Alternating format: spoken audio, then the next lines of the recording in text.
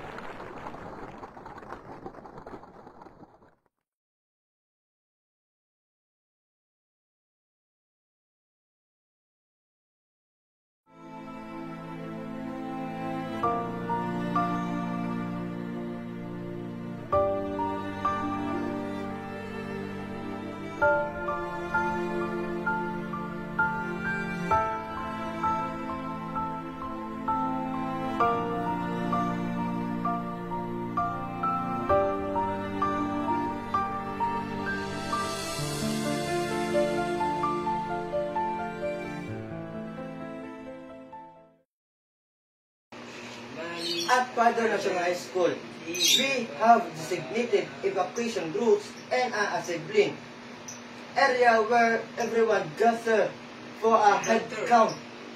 Regular epic drills help ensure students and teachers are prepared such emergency. To reduce earthquake risk to our schools, ensures proper building inspections and secures heavy furniture to our walls.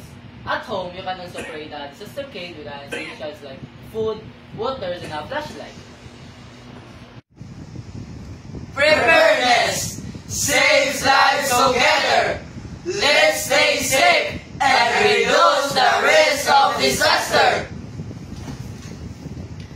Thank you.